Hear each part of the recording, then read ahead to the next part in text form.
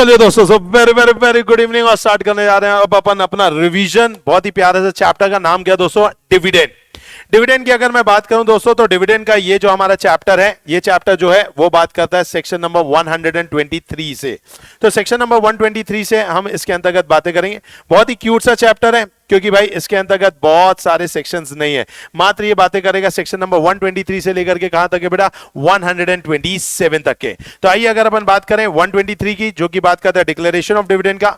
124 जो है दोस्तों वो बात करता है अनपेड डिविडेंड का। 125 जो है दोस्तों वो बात करता है इन्वेस्टर एजुकेशन प्रोटेक्शन फंड का। 126 बात करता है राइट टू डिविडेंड का और 127 बात करता है पनिशमेंट के रिगार्डिंग। तो बस एकदम सिंपल से हमारे कितने सेक्शन है दोस्तों, 1 2 3 4 5। तो 124 से लेकर के 127 तक के हमें बस इसके अंतर्गत क्या देखने होंगे दोस्तों, हमारे सेक्शंस देखने होंगे। सबसे पहले अगर मैं डिविडेंड की बात करूं दोस्तों, तो जो डिविडेंड है भाई, ये डिविडेंड बेसिकली दो प्रकार का होता है। एक डिविडेंड होता है जिसे अपन बोलते हैं इंटरिम डिविडेंड और एक होता है जिसे अपन बोलते हैं फाइनल डिविडेंड।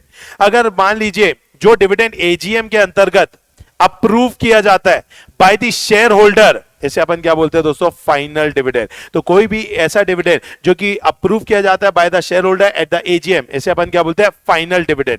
ओके, साल के बीच में दो एजीएम के बीच में अगर कभी भी अगर बोर्ड ऑफ डायरेक्टर क्या देना चाहते हैं, डिविडेंड देना चाहते हैं, तो उसे अपन क्या बोलते हैं दोस्तों, इंटरिम डिविडेंड। तो दो एजीएम के बीच में जब भी डिविडेंड दिया जाएगा, अब यहां पर जो है ना बेटा, बच्चा जो है ना गड़बड़ी कर देता है। बच्चा ये सोचता है कि दो फाइनेंशियल ईयर के बीच में दे रहे हैं। द आंसर इज नो दोस्तों, यहां पर दो फाइनेंशियल ईयर के बीच में नहीं हो रहा। दो किसके बीच में हो रहा है बताइए, एजीएम के बीच में हो रहा है। तो अगर मैं बात करूं दोस्तों, जैसे 1/4/2021 अगर एक फाइनेंशियल ईयर है जो खत्म हो रहा है 31/3/2022 को, तो इसके बीच में मैं कभी भी कोई भी डिविडेंड दूंगा तो वो क्या कहलाएगा बताइए, इंटरिम डिविडेंड। अच्छा, 31/3 के बाद एजीएम होगी 30/9/2022 को, तो 30/9/2022 और 31/3/2022 के बीच में भी जो डिविडेंड डिक्लेयर किया जाएगा वो भी क्या कहलाएगा बताइए, इंटरिम डिविडेंड ही कहलाएगा। तो इंटरिम डिविडेंड जो है दोस्तों वो दोनों ही केसेस में है दोस्तों। अगर अपन बात करें वो 1/4/2021 से लेकर के 31/3/2022 तक के अगर आपने दिया है तो भी इंटरिम डिविडेंड है, और 30/9 से लेकर के 31/3 के पहले भी दिया, सॉरी 31/3 के बाद और 30/9 के पहले भी दिया, तो भी वो क्या है बताइए, इंटरिम डिविडेंड है। क्या आपको ये बात समझ में आई? अब जब भी इंटरिम डिविडेंड दिया जाता है दोस्तों, तो इंटरिम डिविडेंड देने पर कुछ खास बातें बोली गई है। पहली चीज ये बताई गई है कि इंटरिम डिविडेंड अगर आप देना चाहते हैं तो आपको पहले ये चेकआउट करना होगा कि आपके पहले वाले क्वार्टर में कहीं लॉसेस तो नहीं है। अगर फॉर एग्जांपल आपका पहले वाला क्वार्टर अप्रैल टू जून वाला है और मान लीजिए जुलाई टू सितंबर वाला है, अगर ये दोनों क्वार्टर क्या है बताइए, प्रॉफिटेबल रहे, तो भाई आपके पास 100 करोड़ रुपीस है, आपको जितना डिविडेंड बांटना है आप बांटो। लेकिन अगर मान लीजिए यहां पर कितना है, 70 करोड़ है और यहां पे कितना है, 40 करोड़ है, तो 40 करोड़ का लॉस हो गया, 70 करोड़ का क्या हो गया, प्रॉफिट है, तो भी आप प्रॉफिटेबल स्टेज पे हैं, तो भी इसमें कोई दिक्कत की बात नहीं है। लेकिन यहां पर भी नुकसान है और यहां पर भी नुकसान है, दोनों क्वार्टर में क्या हो गया, नुकसान हो गया। तो फिर ऐसे केस में अगर आपको इंटरिम डिविडेंड देना है तो आप दे सकते हो, ऐसा नहीं कि आप नहीं दे सकते, दे सकते हो, लेकिन आप average rate of last 3 years उससे ज्यादा का आप इंटरिम डिविडेंड नहीं दे सकते। नेक्स्ट थिंग, अगर आपका यहां पर लॉस है 110 करोड़ का और यहां पर प्रॉफिट 170 करोड़ का प्रॉफिट है, तो अगर देखा जाए तो नेट अभी भी आप लॉस में ही है, दैट इज 40 करोड़ के। तो इस केस में भी आप सिर्फ कितना दे पाएंगे, एवरेज रेट ऑफ कितना दोस्तों, 3 इयर्स, इससे ज्यादा का आप नहीं दे सकते। क्या ये बात आपको समझ में आ गई? पक्का, कोई भी डाउट तो नहीं? चलिए, अब अगर मैं डिविडेंड के बारे में बात करूं दोस्तों, तो डिविडेंड के बारे में अगर बात की जाए तो भाई ये जो डिविडेंड है, ये डिविडेंड आप बेसिकली किसको देते हैं, तो आप dividend generally equity share holders को देते हैं, प्रेफरेंस शेयर होल्डर्स को भी देते हैं। यहां पर बेसिकली हम जो बात करेंगे वो सिर्फ हम किसके बारे में बात करेंगे, इक्विटी शेयर होल्डर्स के बारे में। अब आप डिविडेंड अगर देना चाहते हैं तो आप डिविडेंड कैसे भी दे सकते हैं, कैश में भी दे सकते हैं, चेक में भी दे सकते हैं, डिविडेंड वारंट में भी दे सकते हैं, इलेक्ट्रॉनिक मोड पे भी दे सकते हैं। सर हम डिविडेंड इन काइंड देना चाहते हैं, मैं एक टॉय शॉप हूं, हेमलेस टॉयज कंपनी, ठीक है, जो रिलायंस की कंपनी हो गई। अब अगर मान लीजिए वो डिविडेंड देना चाहती है और वो सबके घर पे अपना toy toy toy toy toy भेजना चाहती है, तो क्या चलेगा? द आंसर इज नो दोस्तों। डिविडेंड या तो कैश या तो चेक या तो डिविडेंड वारंट या इलेक्ट्रॉनिक मोड, इन्हीं में से ही किसी भी जरिए से आपको डिविडेंड देना पड़ेगा। डिविडेंड जो भी आप देंगे वो किसको देंगे दोस्तों, तो आप डिविडेंड देंगे या तो फिर रजिस्टर्ड शेयर होल्डर को या फिर उसके ऑर्डर पर किसी और को।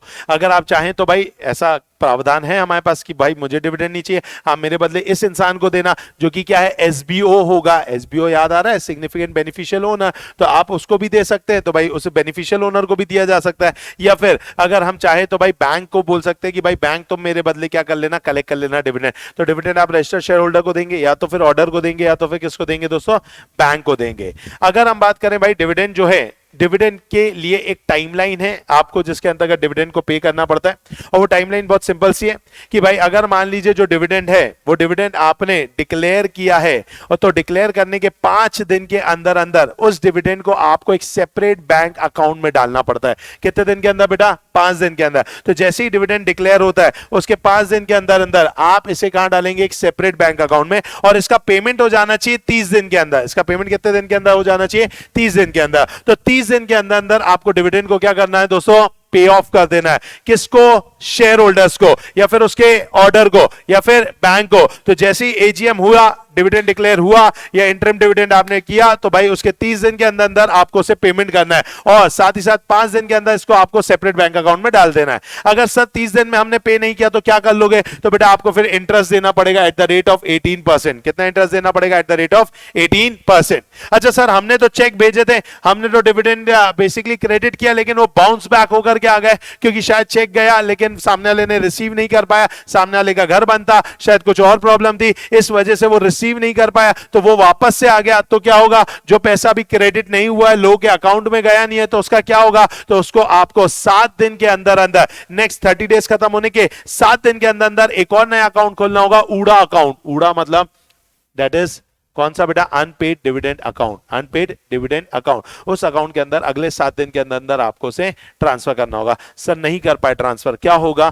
तो बेटा आपको 12% का ब्याज भरना होगा। तो 18% का ब्याज है किसके लिए, कि तुमने 30 दिन में पेमेंट नहीं किया। 12% का ब्याज है इसलिए क्योंकि तुमने क्या कर दिया, डिले कर दिया, किसमें, ट्रांसफरिंग करने में, किसमें, ऊड़ा के अंदर। अब ऊड़ा के अंदर वो पैसा पड़ा रहेगा 7 साल तक के, 7 ईयर्स तक के वो ऊड़ा अकाउंट में ही पड़ा रहेगा, और वो 7 साल के अंदर अंदर आपको उस पैसे को, भाई जो भी शेयर होल्डर है, लाइक अक्षय नाहटा, वो गया नहीं था उस समय, ले नहीं पाया था पैसा, तो वो जा सकता है और वो बेसिकली कंपनी से बोल सकता है भैया मुझे डिविडेंड चाहिए, तो भाई वो ऊड़ा अकाउंट से डिविडेंड निकाल करके दे दिया जाएगा, क्योंकि 7 साल तक वहीं पड़ा रहेगा। सर 7 साल हो गए, उसके बाद भी अगर डिविडेंड लेने के लिए मैं नहीं आया तो फिर क्या होगा, तो बेटा 7 साल के बाद इस पैसे को ट्रांसफर कर दिया जाएगा आईईपीएफ अकाउंट में। So what is IEPF account, IEPF account का मतलब है investor education and protection fund account. अच्छा सर इस अकाउंट में अगर पैसा चला गया तो क्या शेयर होल्डर के हाथ से पूरी बाजी निकल गई, क्योंकि किसी किसी को तो 20 साल के बाद याद आया कि अरे वो डिविडेंड का चेक आया था, अपन ने डिपॉजिट नहीं किया, या फिर अपन को पैसा नहीं मिला, तो कैसा होगा, तो बेटा उस केस के अंतर्गत आपको बेसिकली बोला जा रहा है कि आप आईईपीएफ अकाउंट से भी क्या कर सकते हैं, पैसे को निकलवा सकते हैं। ऐसा कोई दिक्कत की बात नहीं है कि आईईपीएफ अकाउंट में आप पैसे को नहीं निकलवा पाएंगे, तो आईईपीएफ में भी आप क्या कर सकते हैं, बताइए दोस्तों, पैसे को निकलवा सकते हैं। उसका एक अलग प्रावधान दिए जो अपन आगे जाकर के पढ़ेंगे। सर ये जो 12% अगर इंटरेस्ट देना पड़ता है डिले पेमेंट पर, तो सर ये 12% इंटरेस्ट किसको दिया जाता है, तो बेसिकली ये जो इंटरेस्ट है ये गवर्नमेंट लेती है। गवर्नमेंट मतलब भाई इन्होंने ही तो रूल्स बनाए, तो बेसिकली इन्हें ये इन्हीं को ही पे करना पड़ेगा, गवर्नमेंट को ही पे करना पड़ेगा। समझ में आया, पक्का। तो पहला कंसेप्ट क्या है, टाइमलाइन के हिसाब से पहला होगा declaration of dividend. Declaration of dividend होने के बाद फिर आप क्या करेंगे दोस्तों, 5 दिन के अंदर अंदर आप बैंक अकाउंट में पैसे को डाल देंगे। 30 दिन के अंदर अंदर ये सभी को पेमेंट हो जाना चाहिए। 30 दिन में अगर किसी कारणवश ये पेमेंट नहीं हुआ तो फिर उस केस के अंतर्गत दोस्तों 7 दिन के अंदर अंदर आपको इसे अलग से ऊड़ा अकाउंट में डालना है। 7 दिन के अंदर अगर आपने ऊड़ा अकाउंट में डाला तो वो वहां पर पड़ा रहेगा, लेकिन 7 दिन के बाद फिर अगर मान लीजिए 7 दिन तक 7 दिन के अंदर ऊड़ा अकाउंट में डालना है, जो कि पड़ा रहेगा कितने दिन के लिए, 7 साल के लिए पड़ा रहेगा। और अगर 7 ईयर्स तक के भी पैसा नहीं निकाला गया तो फिर उसे कहां डाल दिया जाएगा, आईईपीएफ अकाउंट में। व्हाट इज आईईपीएफ बेटा, investor education and protection fund. बोलो पक्का, अच्छे से आगे समझ में चलिए। अब बात ये हो रही है भाई कि जो डिविडेंड है वो डिविडेंड को हम कहां कहां से देते हैं बेटा, तो डिविडेंड को बेसिकली आप इसे दे सकते हैं भाई या तो अपने प्रॉफिट से, या तो आप इसे दे सकते हैं अपने पास्ट ईयर के प्रॉफिट से भी दे सकते हैं, या फिर बेसिकली अगर मान लीजिए कई केसेस में जो गवर्नमेंट है वो गवर्नमेंट बेसिकली क्या दे देती है, गारंटी दे देती है, तो उस फंड में से डिविडेंड को दिया जा सकता है। तो डिविडेंड को किस किस से दिया जा सकता है दोस्तों, profit of the current year, accumulated profit of the past year, profit of current and undistributed profit of past year, या फिर money which is provided by state government और central government. इन जगहों से बेसिकली डिविडेंड को आप दे सकते हैं. जब भी आप डिविडेंड के लिए कंप्यूट करेंगे प्रॉफिट को, तो unrealise gain, notional gain, revaluation of asset या फिर change in carrying amount of any asset और लाइबिलिटी, उसको कंसिडर नहीं करेंगे. तो unrealise gain, notional gain, revaluation of assets या फिर कैरिंग वैल्यू में आपने चेंज किया तो उसको आप क्या नहीं करेंगे बताइए, काउंट नहीं करेंगे. तो इन पैसों में से आप क्या दे सकते हैं बताइए दोस्तों, डिविडेंड दे सकते हैं. सर अगर मान लीजिए हमारे पास इस बार पैसा नहीं है, इस बार हमारे पास मतलब प्रॉफिट नहीं आया, इस साल प्रॉफिट नहीं आया सर, तो फिर क्या हम एक्यूमुलेटेड प्रॉफिट में से भी दे सकते हैं? बिल्कुल दे सकते हो. लेकिन अगर इस साल आपके पास पैसा नहीं है और आप एक्यूमुलेटेड प्रॉफिट में से देना चाहते हो, रिजर्व्स वगैरह में से देना चाहते हो, तो उसके लिए आपको कुछ बातों का ख्याल रखना होगा. उसके अंतर्गत बोला गया कि उस अमाउंट को कैलकुलेट करने के लिए आपको 3 बातों का ख्याल रखना पड़ेगा, 3 चीजों का ख्याल रखना पड़ेगा.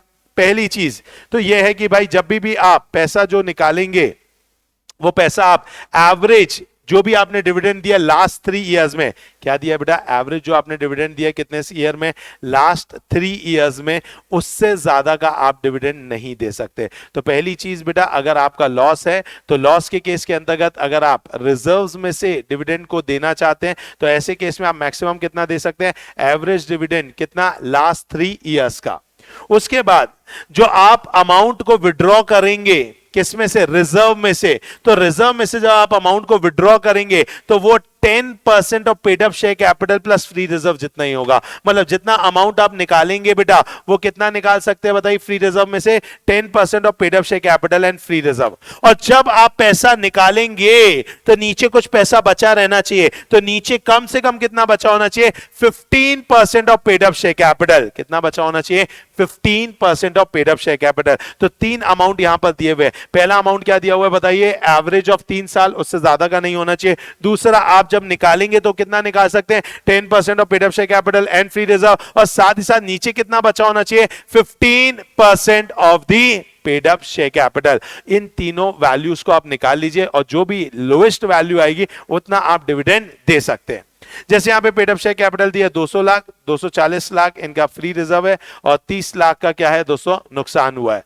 अब यहां पर डिविडेंड जो है पिछले सालों का दिया है 9%, 10%, 12%. अब अगर आप इसको कैलकुलेट करते हैं तो एवरेज निकालेंगे तो एवरेज आपको समझ में आ जाएगा, एवरेज कितना आएगा, 10.33%. अब अगर देखा जाए तो भाई कंपनी कितना दे सकती है, तो पहली चीज अपन देखेंगे 10.33%, पहला अमाउंट तो यही आ गया. दूसरा अमाउंट क्या आएगा बेटा, दूसरा अमाउंट आएगा कि आप कितना निकाल सकते हैं. तो निकाल आप कितना सकते हैं बताइए, 10% of paid up share capital plus free reserve. तो मैं जानना चाहूंगा 10% of paid up share capital, paid up share capital है 200 लाख, फ्री रिजर्व है 240 लाख, टोटल हो गया 440 लाख. उसका कितना हो जाएगा, 10% दैट इज 44 लाख. अच्छा, इस 44 लाख के अंतर्गत इस साल लॉस भी तो हुआ है तो उसको भी तो सेट ऑफ करना पड़ेगा. तो कितना हो गया बताइए, 14 लाख. तो 44 लाख माइनस कितना, 30 लाख. उसके बाद आप नीचे कितना छोड़ेंगे, 15% of paid up share capital. तो 15% of paid up share capital कितना होता है, तो पेड अप शेयर कैपिटल है 200 लाख का, उसका 15% कितना है, 30 लाख. तो 30 लाख छोड़ेंगे तो 240 लाख में से कितना छोड़ेंगे बताइए बेटा, 30 लाख छोड़ेंगे तो आएगा कितना, 210 लाख. तो 210 लाख आपको वहां पर क्या करना है बताइए दोस्तों, आप 210 लाख निकाल सकते हो. अच्छा, 210 लाख रुपए में से पहले आप माइनस करेंगे क्या, लॉसेस, तो कितना बचेगा, 180 लाख. तो यहां पर आप देख सकते हैं तो आप 180 लाख का दे सकते हो, तो 14 लाख का दे सकते हो, तो 20 लाख का दे सकते हो. इनमें से लोवेस्ट कितना है बताइए दोस्तों, 14 लाख. तो 14 लाख डिवाइडेड बाय आप क्या कर दोगे, पेड अप शेयर कैपिटल जो कि कितना है 200 लाख. तो आंसर कितना आ जाएगा, 7%, लोवेस्ट ऑफ द 3. आया समझ में, चलिए तो यहां पर अपन पास्ट रिजर्व्स में से भी दे सकते हैं, उसमें कोई दिक्कत की बात नहीं. अच्छा सर अगर मान लीजिए ऐसा कोई हमारा खराब दिन नहीं आया, हमारे पास बहुत पैसा है और हम क्या देना चाहते हैं, डिविडेंड देना चाहते हैं, तो सर क्या डिविडेंड देने के लिए पहले कुछ रिजर्व में पैसा डालना पड़ता है क्या सर, कि हमारे मन में जितना आ रहा है हम उतना दे सकते हैं? तो बेटा आपके मन में जितना आ रहा है आप उतना दे सकते हो. आपको ये कोई पंचायत नहीं है कि आपको रिजर्व में पैसा डालना जरूरी है. तो भाई आपको रिजर्व में पैसा डालना है डालो, नहीं डालना मत डालो, ये आपके ऊपर है. आपको देखना है कि आपकी कंपनी की प्रोग्रेस किस में. तो आपको अगर रिजर्व में पैसा डालना होगा डाल देना, नहीं डालना होगा नहीं डालना. सीधा जितना पैसा है उतने का आप पूरा क्या दे सकते हो बताइए दोस्तों, डिविडेंड दे सकते हो. लेकिन हाँ, अगर आप पास्ट रिजर्व में से पैसा निकाल रहे हो क्योंकि आपके पास इस साल पैसा नहीं है, तो फिर उस केस में अभी मैंने आपको 3 कंडीशंस बताई, तीनों में से फिगर्स निकालिए, जो भी लोएस्ट फिगर होगा वो क्या बनेगा बताइए दोस्तों, आपके लिए डिविडेंड देने का सोर्स बनेगा। ओके, नेक्स्ट मैं जानना चाहूंगा कि क्या सर हम डिविडेंड जो है वो हम बेसिकली क्या कैपिटल रिजर्व में से भी दे सकते हैं? द आंसर इज नो, वो सिर्फ फ्री रिजर्व में से ही दिया जा सकता है। सर क्या डिविडेंड देने से पहले डेप्रिसिएशन माइनस करना जरूरी है? यस दोस्तों। क्या डिविडेंड देने से पहले पास्ट ईयर का लॉस माइनस करना जरूरी है? यस दोस्तों। अच्छा सर, अगर मान लीजिए जब हम डिविडेंड देते हैं और डिविडेंड देते समय अगर फॉर एग्जाम्पल अगर हम बात करें डिविडेंड जो है वो अगर हमें देना है किसी भी पर्टिकुलर पर्सन को, तो हमें किस मोड पे देना होगा? तो मैं आपको बता चुका हूं, कैश मोड पे, चेक मोड पे, डिविडेंड वारंट मोड पे, या फिर बैंक अकाउंट के थ्रू आप दे सकते हैं, उसमें कोई दिक्कत की बात नहीं है। समझ में आ गया? ओके, इंटरिम डिविडेंड के बारे में अपन ने पढ़ लिया कि जब भी लॉस होगा आपको, तो उस केस में आपको पिछले 3 साल का एवरेज निकालना बेटा डिविडेंड का, उससे ज्यादा अमाउंट का आप डिविडेंड दे नहीं सकते। ओके, नेक्स्ट कंसेप्ट है यहां पर दोस्तों, दैट इज अगर आप डिविडेंड देना चाहते हैं कैपिटल प्रॉफिट में से। सर कैपिटल प्रॉफिट में से थोड़ी ना डिविडेंड दिया जा सकता है? बेटा दिया जा सकता है, कैपिटल रिजर्व में से नहीं दे सकते, लेकिन हम किस में से दे सकते हैं? कैपिटल प्रॉफिट में से दे सकते हैं, उसमें कोई दिक्कत की बात नहीं है। तो कैपिटल प्रॉफिट में से अगर आप डिविडेंड देना चाहते हैं बाकायदा आप दे सकते हैं, इसके लिए ऐसा कुछ भी बोला नहीं गया है। बट ये ध्यान रखना होगा कि जो भी कैपिटल प्रॉफिट में से आप देना चाहते हैं वो कैपिटल प्रॉफिट एक्चुअली में रियलाइज्ड हो गया हो। सही, कैपिटल प्रॉफिट होता क्या है बेटा? आपने जमीन बेची, जायदाद बेची, ज्वेलरी बेची, इसमें से जो प्रॉफिट आता है उसे अपन क्या बोलते हैं बताइए दोस्तों? कैपिटल प्रॉफिट बोलते हैं। क्या ये बात आपको समझ में आ गई? पक्का? चलिए, ओके।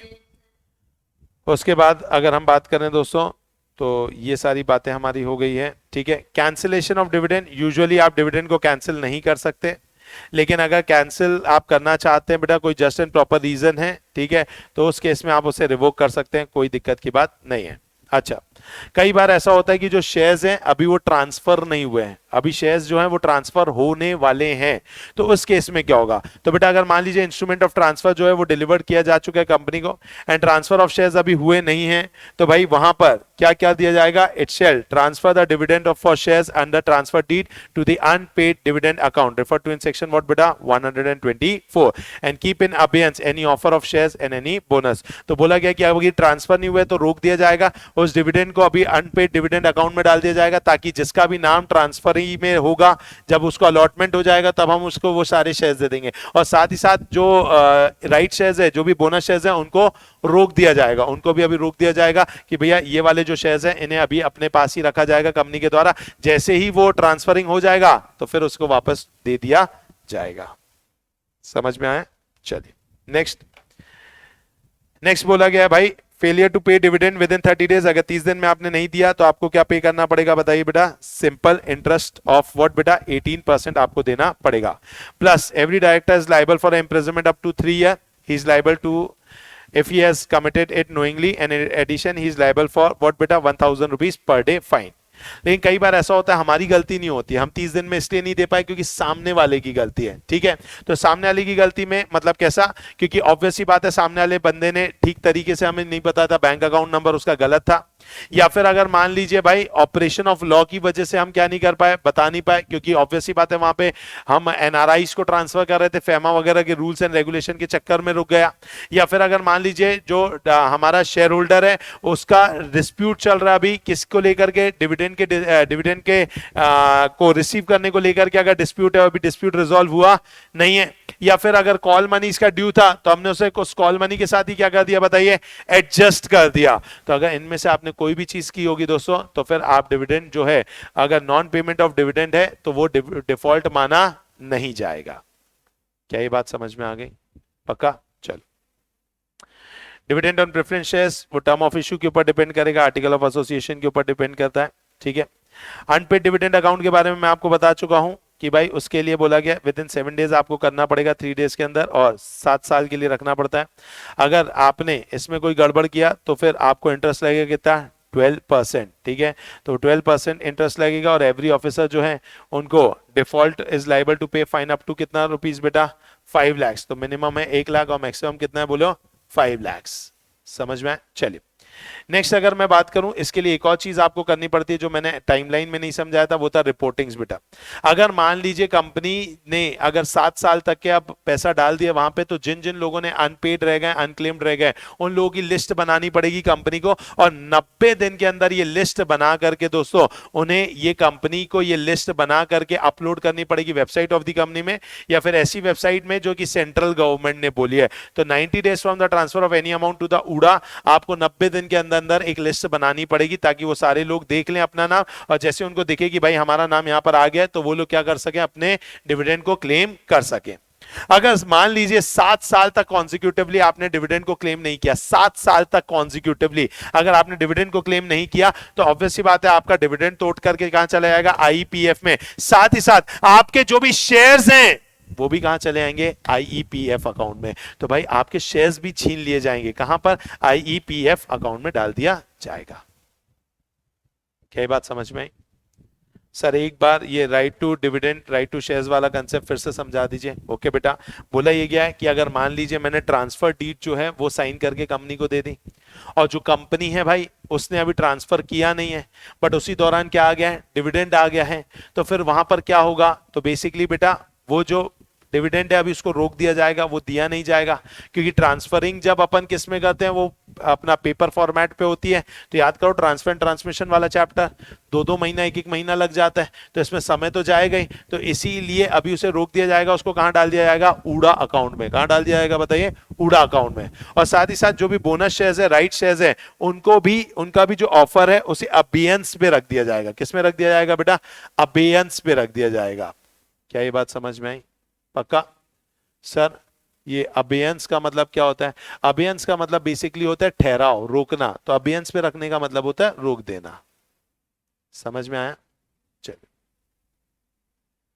ओके, आइए अब ये सारा कंसेप्ट जो है दोस्तों ये हमारा कंप्लीट हो जाता है। ठीक है, अब अगर अपन बात करें दोस्तों तो मेन कंसेप्ट आता है आईईपीएफ को लेकर के, इन्वेस्टर एजुकेशन प्रोटेक्शन फंड को लेकर के। चलिए नेक्स्ट कंसेप्ट की ओर बढ़ते बेटा, जिसका नाम क्या है, आईईपीएफ अकाउंट। आईईपीएफ अकाउंट के अंतर्गत आपको यहां पर 2 प्रकार के क्वेश्चंस आते हैं। पहला क्वेश्चन आता है कि भाई आईईपीएफ अकाउंट में पैसा आता कहां से, और दूसरा क्वेश्चन आता है कि पैसा जाता कहां पर है। तो 2 चीजें आपको याद रखनी होगी। पैसा बहुत सारी जगह से आता है, अमाउंट ऑफ अनपेड डिविडेंड हो गया, या फिर अगर कुछ पैसा जो कंपनी ने शेयर अलॉटमेंट के लिए मांगा था लेकिन अभी तक रिफंड नहीं किया, या फिर अनपेड डिपॉजिट्स है बेटा with the company, unpaid debenture है विद द कंपनी, या फिर डिविडेंड पर जो इंटरेस्ट है, या interest accrued but unpaid on aforesaid amount, ये जितने भी ऊपर अमाउंट है उन पर इंटरेस्ट अक्रूड है लेकिन अनपेड है, तो फिर ये पैसा कहां पे डाल दिया जाता है, आईईपीएफ अकाउंट में।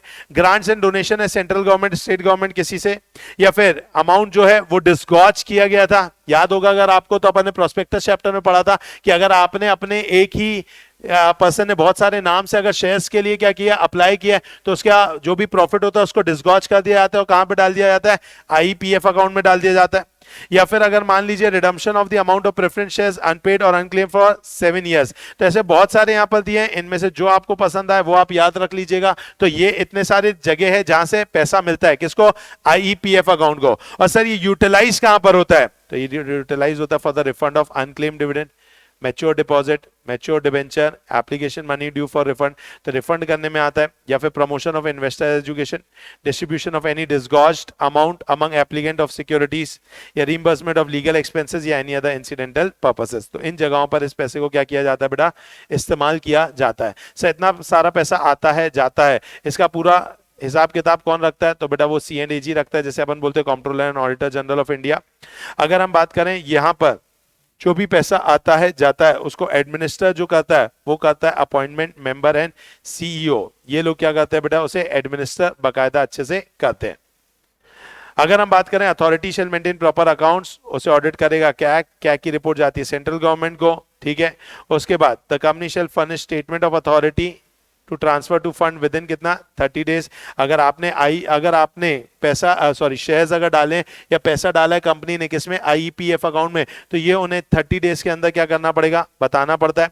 After making application physical copy signed by application forwarded to the company shall submit verification within कितने दिन, 15 डेज। उसके बाद अगर authority shall provide report to the central government within कितने दिन बेटा, 60 डेज। तो ये नॉर्मल कुछ बातें हैं और डेज हैं जो कि आपको याद रखने पड़ सकते हैं। बताइए इसके अंतर्गत कोई भी डाउट? बोलो। पक्का? चलिए।